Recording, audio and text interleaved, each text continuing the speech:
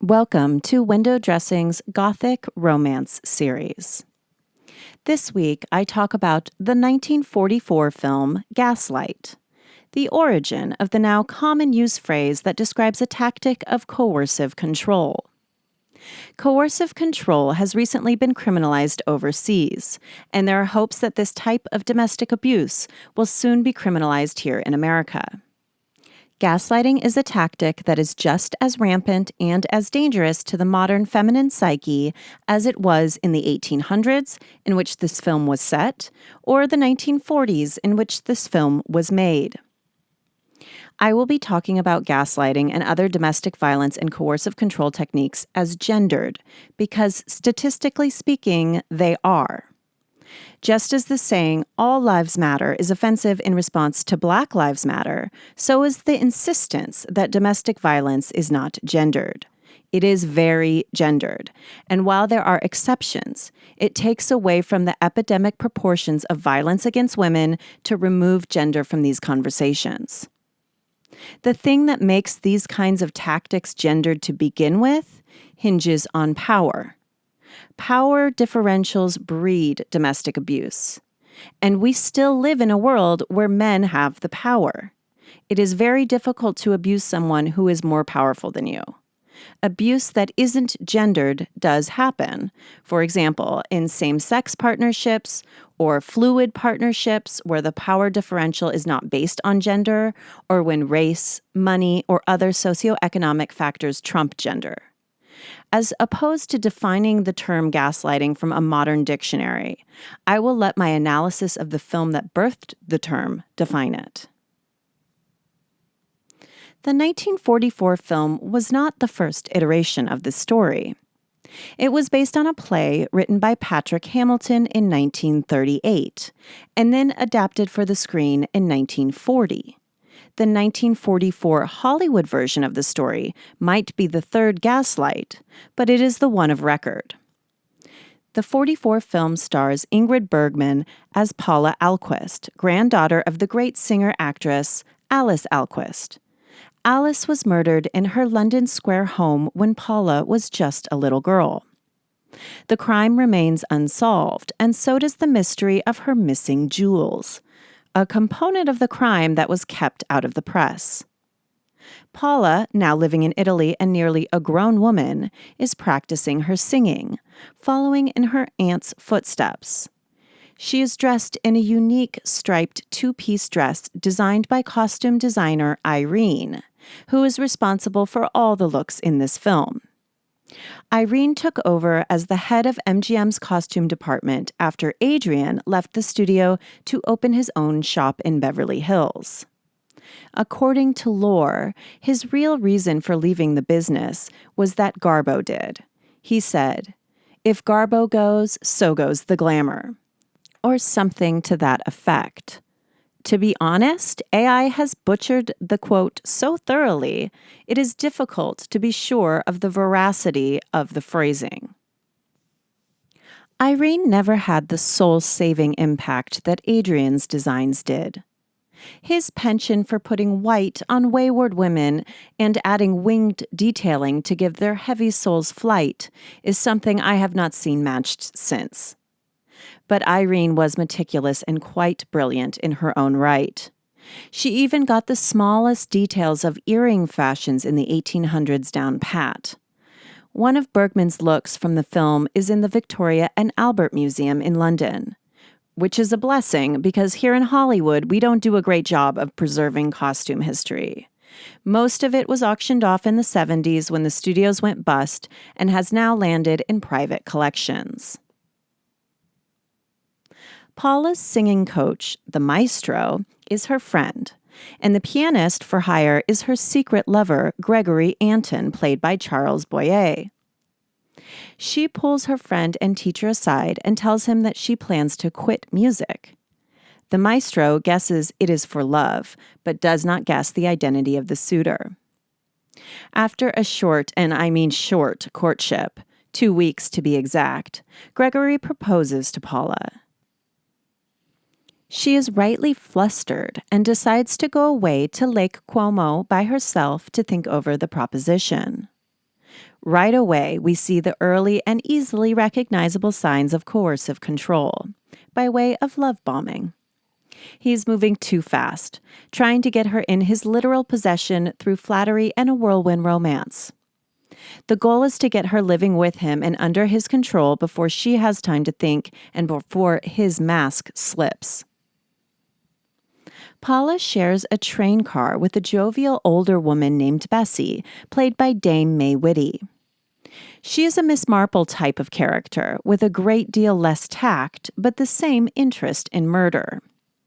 She also happens to live in Thornton Square, the same location as Paula's murdered aunt's home. Bessie is reading a novel that mimics the classic tale of Bluebeard. For anyone who isn't familiar with this fairy tale that was first written down in the 1600s, but is likely much older, the story goes like this. A wealthy man, a man of power and influence, a fine gentleman in every way except for his curiously blue beard, marries the youngest of 3 sisters. When he goes away on a trip, he gives his wife and her sisters the run of the house. He provides his young bride with all of the keys to every room and door in the place. His only instructions are not to enter the room with the smallest key. She agrees without much thought, but is quickly convinced by her older and seemingly more mischievous sisters to open that exact room. She discovers a gruesome sight. The room is full of the dead wives of her husband, all in various states of decay. Scared and confused, she slams the door, locks the lock, and stuffs the little key back into her pocket. But the little key begins to bleed, as if the women are pleading with her not to be ignored. Knowing her husband is on his way back, she attempts to clean and cauterize the key with ash and spider's web. Nothing works. When her husband returns, her sisters go to get their brothers, who rescue the young girl right before she becomes just another corpse for Bluebeard's collection. The lesson in this story serves as a warning for Paula. Always look. Do not let how it seems keep you from finding out how it actually is. This message, coming on her train ride out of town to think over the proposal, is perfectly timed. Unfortunately, poor Paula does not know how to listen to the wiser woman in the room. And when she arrives at her destination, Gregory is there waiting for her, and she is happy to see him. Not allowing space to process is another hallmark of an abuser. The couple marries and spends their honeymoon at a lakeside hotel with a boat that delivers them to the steps of their bedroom door. It is the morning after, and Paula, flushed with the new bride's glow, rises from the brass-framed marital bed, blissed out and beautiful. She is wearing a softly sweet grin and a ruffled nightgown. Her hair is curly around her face. She is clearly in love, and he is about to take full advantage of his young wife's willingness to please him. He mentions his dream of living in a London square home, the warmth of the fire over the winter, and so on. She reveals to him that she owns a home in Thornton Square, her dead aunt's home. He, feigning naivety, tells her that they don't have to live there if it would bring back upsetting memories for her. He responds to her fear with words, but is alarmingly dismissive of her pain in his demeanor. He pretends to be her comforting savior, but with a smirk. She makes what will become one of many self-sacrifices in service of him and offers up her aunt's Thornton Square house as their new marital home. Upon arriving at Thornton Square, she is reintroduced to Bessie, with whom she shared the train car on her way up to Lake Como. Paula doesn't know it yet, but her new neighbor, This older and wiser woman will play an integral role in rescuing her, just as the older sisters of the young bride in Bluebeard aided in rescuing her. The tactless lady, who seems nosy, pushy, and utterly without social graces, is actually the wise sage of our story. The inclination to make her seem like an obnoxious busybody is a sign of the depth of sexism in society. An old maid who says it is as it is, without concern over pleasing the men in the room, is a potent symbol of female power and an example of the joke society will make of women when they dare to act independently. This is exactly the dose of reality that Paula, a woman without a mother and without an aunt, needs. It is worth noting that her aunt was suffocated to death, an example of her literal voice being snuffed out. Remember that Paula quit singing when she fell in love, as if the loss of your voice is a requirement to being lovable as a woman. So basically, the Alquist women are silenced by choice or by death, but both are at the hands of a man. The interior of the home in Thornton Square is one of the most magnificent things about the film. The production designer was Cedric Gibbons, who had worked steadily in films since 1922. Edwin B. Willis was the set decorator. He worked on the 1934 Garbo film Queen Christina, another grand-looking period piece. The effect of their work created a set that is as rich as if every color on the black and white film were discernible by your soul. The gas lighting that is piped through the walls of the homes in London at this time supplies the wall sconces and chandeliers throughout. Ornate crown molding, carpets, Gothic Revival furniture, lavishly upholstered chairs and couches are situated in every bit of the dust-covered space. The main attraction is the giant portrait of Paula's aunt, which hangs high and is covered with a dusty sheet, hiding the glory of the now dead woman it depicts. She was strangled right in front of that portrait.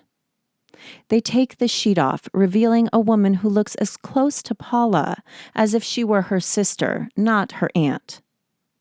The sight of her torturer in training, Gregory, in the location of her aunt's murder makes the connection between all three of them palpable. Paula feels it, but dismisses the sense until she finds and reads a letter contained within one of her aunt's songbooks. The letter is from a fan. She reads it aloud, including the name on it, Sergius Bauer. This sends Gregory into a tirade, a childish tizzy that he quickly recovers from, but not convincingly enough to undo the impression his true self has made on his new bride. Gregory has all her aunt's possessions, including the portrait and furniture, removed to the top floor of the house, which he then has boarded off. He does this under the guise of caring about his wife's discomfort over the memories of her aunt's murder. She is the one who found the body, after all. But he couldn't care less about her comfort. He intends to search these things in privacy for the missing jewels. The other advantage of clearing his wife's family home of any of its former character is that he becomes the master of her home. He hires a maid who is very familiar with her new master and who clearly has disdain for the lady of the house, Nancy, played brilliantly by Jessica Fletcher herself, Angela Lansbury.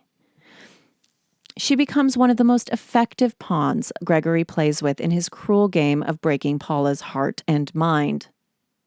This is Lansbury's first role. She was 17 at the time of filming, and she is brilliant at playing a tramp with a mean streak. Thankfully, there is a rather kind cook in the home to even the scales of vindictive help. Elizabeth, played by Barbara Everest, is kind, but she is almost deaf, making her an all but useless witness for Paula. Nancy interviews for her new position wearing a feather boa, a gaudily patterned dress paired with dangly earrings.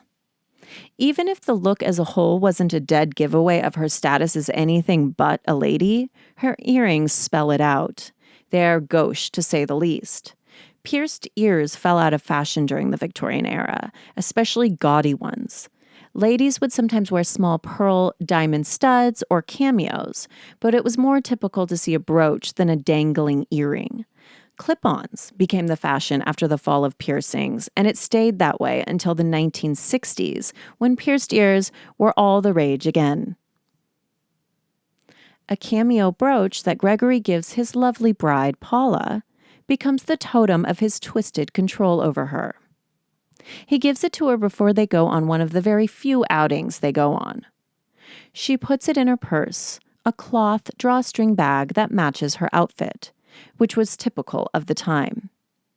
They take a taxi to the London Tower, a grotesque museum of guillotines and the like, and when she realizes she no longer has the brooch, the whole thing becomes a mess. Except for the young Inspector Brian Cameron, played by Joseph Cotton, who caught her eye on the museum's lawn. He seems to recognize her, and he tips his hat in kind.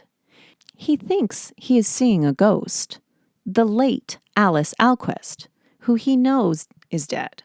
Confused and fascinated, he sets about to learn who this young lady is. His character is Paula's rescuer, with the aid of Bessie, of course, the kindly old neighbor. The pair make a convincing modernity-coded older brother and sister of the Bluebeard tale. Paula's rescue feels far away at present, because she is just beginning to come undone. Gregory, her husband, only friend and contact, other than the paid servants, begins to chide, dismiss, and humiliate her in dog whistle tones that she cannot recognize, but feels reverberate through her body. The issue of the misplaced brooch is the first of many items he blames her for either stealing or losing. Things he takes and hides and then makes a point of humiliating her upon their discovery. The desperation she feels the first time she realizes it's gone is electric. She dumps her bag out on the stairs in an act so universally aligned with hysterical women that it has become a trope of the modern-day mess. Examples include Courtney Love and me in the gas station bathroom when I have misplaced my lip gloss. My point is that this nervous and urgent self-doubt has been put into our bones by a century of culture that punishes us for not being the perfect piece of property. That pressure and lack of autonomy tend to make things a bit messy. She feels shame and distrusts herself almost immediately. It isn't hard to take power from a person who has none. As his wife, what he says goes. Even the cunty and amazing Nancy has more free will than Paula at this point. She isn't property, but an employee, and not of Paula's, but of Gregory, Paula's master. This may be a good moment to point out that the progress we have made societally on women's rights does matter. A wife isn't technically property anymore. So there is that to be thankful for.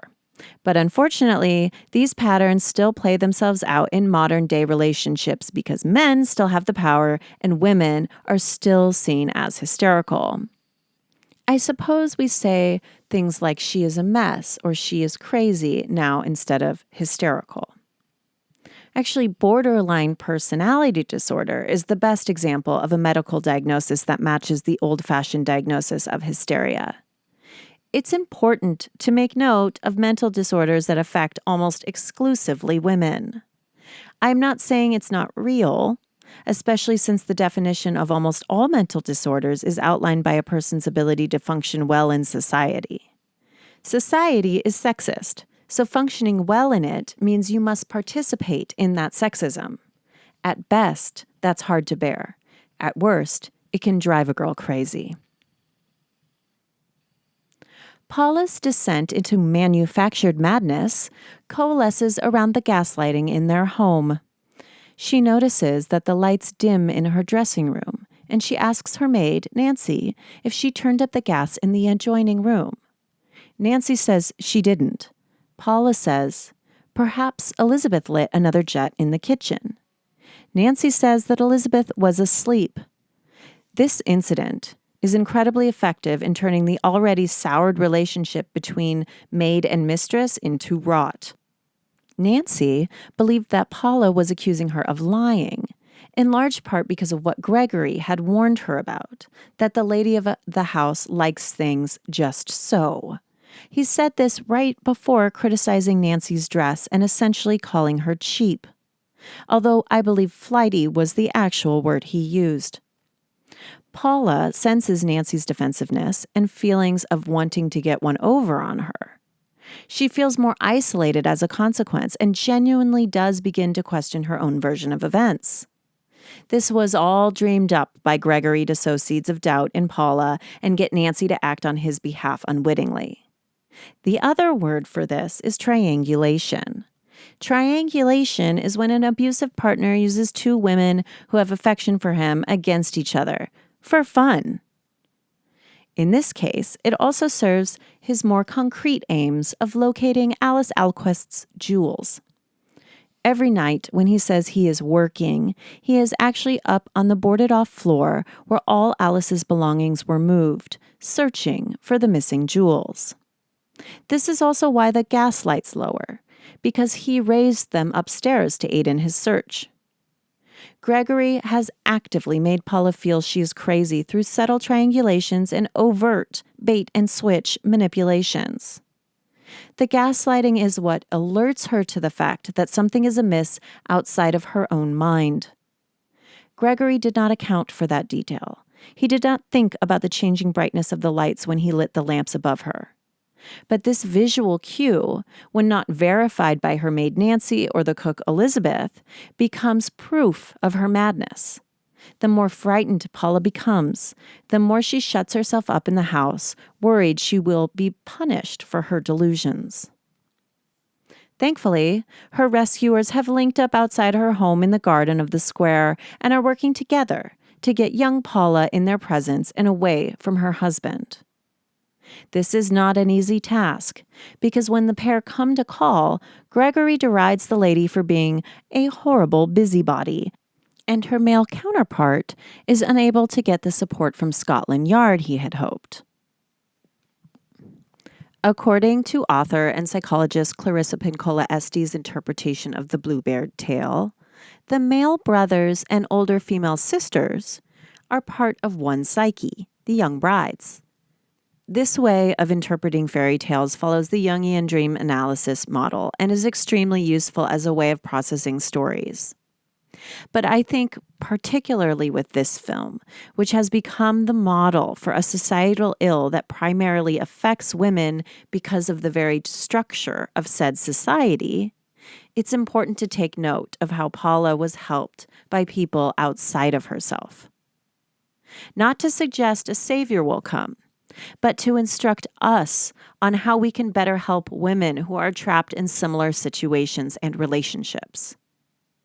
I again want to reiterate that I am aware that men too can be in abusive situations, but statistically, women are the ones who suffer the brunt of the emotional and physical abuse in romantic relationships.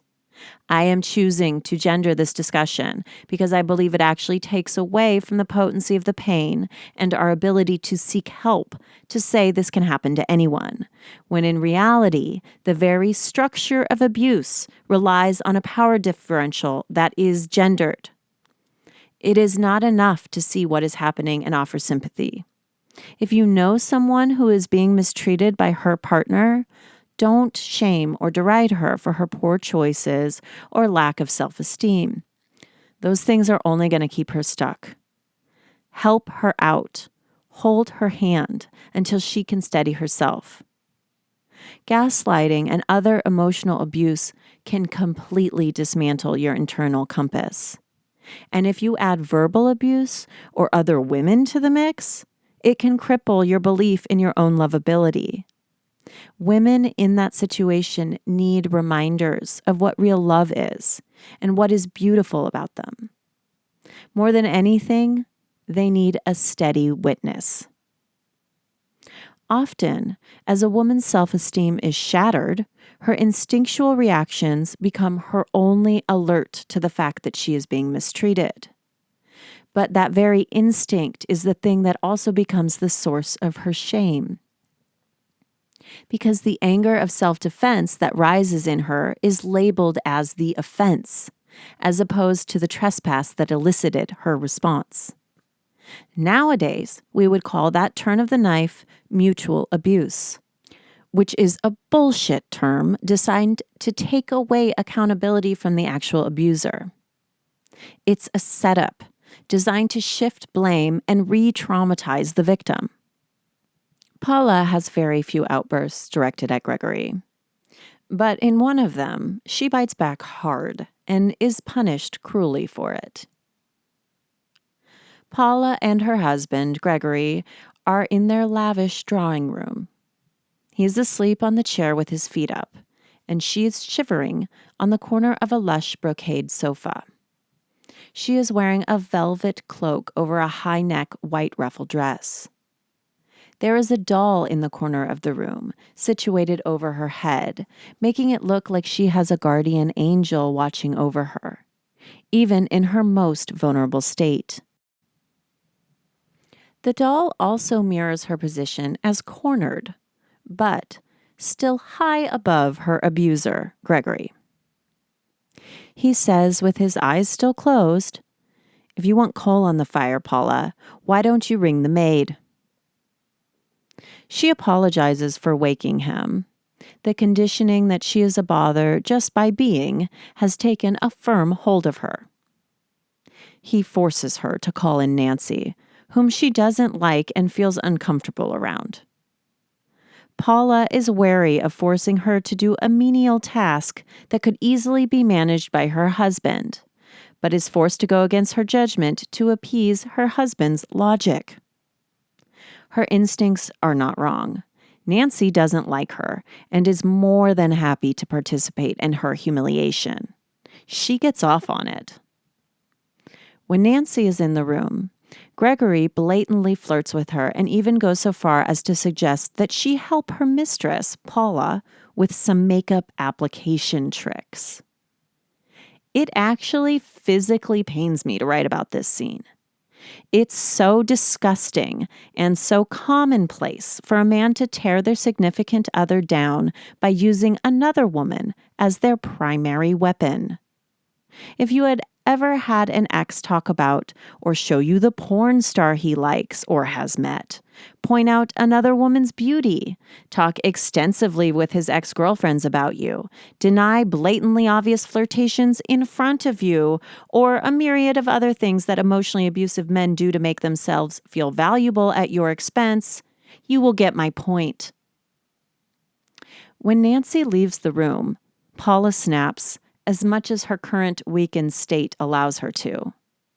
She says, "Gregory, how can you talk to Nancy like that?" He plays dumb, pretending he was teasing her so she felt more like an equal. Paula gets up, fists clenched, very much like Fiona Apple in the video for Limp. She says with uncharacteristic ferocity, "No wonder that girl despises me the way you encourage her." Her high-necked ruffled shirt seems to threaten to silence her through strangulation before her husband does. He questions her reasoning in the most patronizing and falsified astonishment a man can muster.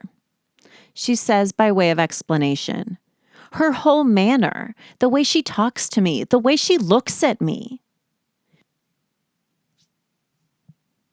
Gregory leaps on her vulnerable display of anger and accuses her of imagining things, again, quickly turning the tables from his trespass to her hysteria.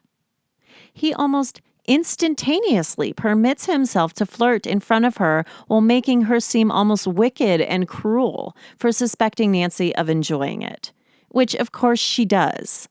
She was just handed a piece of power over a woman that she believes, informed by Gregory's nonsense, is better than her. He literally says to Paula, "It hurts me when you're ill and fanciful." Paula's loss of control was and will continue to be weaponized because women are only allowed to be the perfect victim, or they are accused of being the perpetrator. I am here to remind everyone that the perfect victim is often a dead one, and our deepest rage sometimes is the only guide that we have. Gregory continues to punish his wife for responding to his ill treatment. He raises her spirits first by promising her a night out, and then he quickly dashes her childlike glee by accusing her of moving a picture on the wall. Of course, he took the picture, but he uses the opportunity to humiliate her in front of Nancy again. He calls the servants in and accuses them of the crime while forcing his wife to sit with her head down, giving the effect that she is the one who took the picture and is letting the help take the blame for her crime. This reminds me very closely of a time when I was accused of lying to my ex-boyfriend. I didn't, but the topic of the lie was his history of verbal and emotional abuse. The third party that had confirmed this for me had done so in confidence. He screamed at me to admit that it was a lie or he would call her. I was so scared of re-victimizing her and breaking my word that I said I lied. He knew I hadn't, but he browbeat me into a position where I was, much like Paula, sitting head down with tears rolling down my face, ashamed of something I hadn't done, apologizing to my abuser to protect another woman. It's worth noting that, like Gregory, my ex never hit me. Well, not this one specifically, but the consequences of the emotional and verbal abuse were just as bad as physical abuse. Paula starts to crack further. She begs her husband not to leave her, to physically hold and comfort her after the ordeal he put her through. He coldly shuts her in her room and goes about his business of searching the attic for the jewels. But not before flirting with Nancy on his way out the door. Paula lays tear-stained in her bed, listening to the foreboding and unexplained steps above her, and witnessing the gaslights dim around her. Soon after this horrific and lonely night, Paula insists on going out. When her husband refuses to accompany her, she says she will go alone. Frightened that she will, in fact, do just that, Gregory reverses his stance and accompanies her to a privately held concert. During the performance, he again accuses her of losing something, and she runs from the crowded room crying. The young inspector, Brian, happens to be there, and witnessing her scene spurs him on his quest to rescue her from circumstances that he senses are nefarious.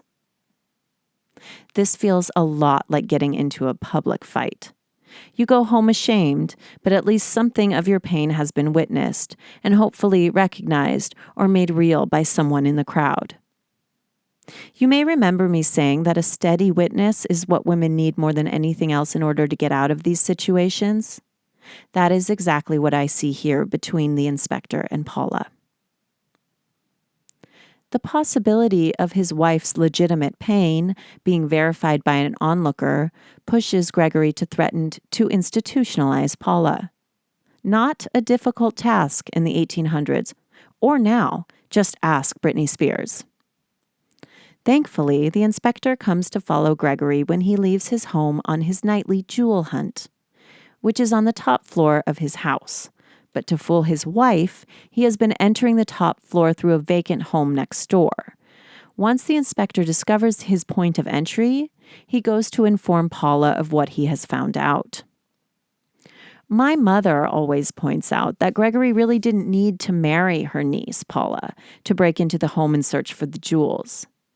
But many abusive men employ similar tactics that Gregory did, just to boost their ego or injure their partner without the additional enticement of jewels.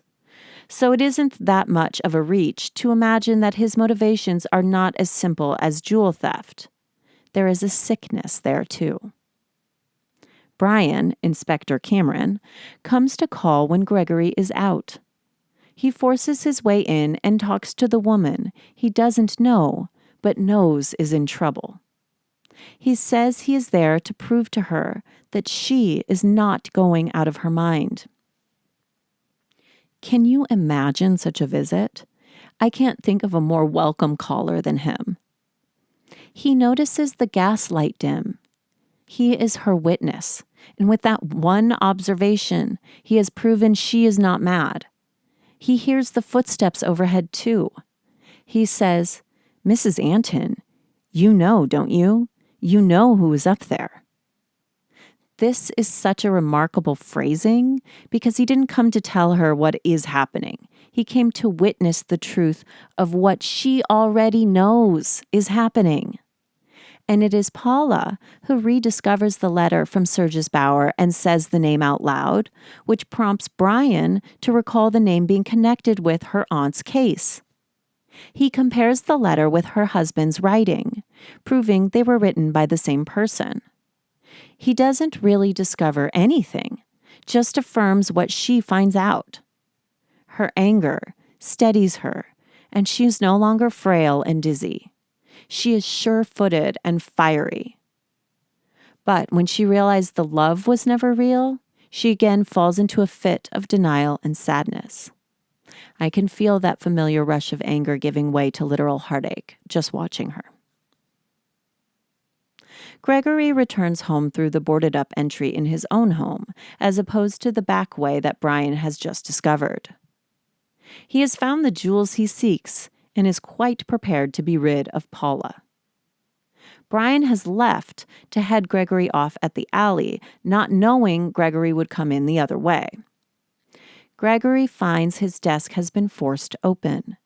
He forces Paula into his bedroom and berates her for forcing open the desk. She is frightened and admits that he opened Gregory's desk. Gregory calls in the cook to question her about the presence of another man in the house. Elizabeth denies that there was any man there as an act of protection for Paula. But Paula is devastated and feels that perhaps she really is crazy. She weeps in the face of her smug husband. Then Brian appears and justifies Paula's reality and reestablishes her sanity. The two men struggle for Gregory's gun and a shot is fired. Brian wins the fight and ties Gregory up to a chair. Paula insists that she speak to her husband alone. Wearing a taffeta scalloped jacket, Gibson girl hair, a high-necked white lace shirt, and tired eyes, she talks to him. He attempts to appeal to the early days of their romance. A romance that was as false as his black heart. But just as she begins to soften to him, the light of the truth, by way of the skylight her husband used to sneak in to search the top floor every night, reawakens her rage. He demands that she get his knife from the desk and cut him loose. She opens the door and says, "There's no knife in there." He insists there is. She picks up the knife and says, "You must have dreamed you put it in there. Are you suggesting this is a knife I hold in my hand? Have you gone mad, my husband? Or is it I who am mad? Oh, of course, that's it." She walks closer to him, holding the knife inches from his face, and stares at him and says, "I am mad." She throws the knife and he starts to beg. She says, "If I were not mad, I could have helped you. I could have pitied and protected you. But because I am mad, I hate you. Because I am mad, I have betrayed you. And because I am mad, I am rejoicing in my heart without a shred of pity, without a shred of regret, watching you go with glory in my heart." She flings the door open and calls for Brian to come and take him away. "I will spare you," Gregory's response to her. "It doesn't matter, because he is an empty vessel where a man was supposed to be." Paula's madness, meaning the faux affliction he convinced her of, pushed her past the point of politeness into rage, a different kind of madness, the kind that saved her. Thank you for listening to Window Dressing's Gothic Romance series. I hope everyone is clear on what gaslighting is now and how important female rage is in combating it. I will be back soon with more Gothic romance films and possibly a bonus Halloween episode before the month is through. Please like and subscribe to this podcast wherever you are listening, and follow me on Instagram at Window Dressing Podcast for more content. I'm Madeline Jane Auble. My friends call me Mad.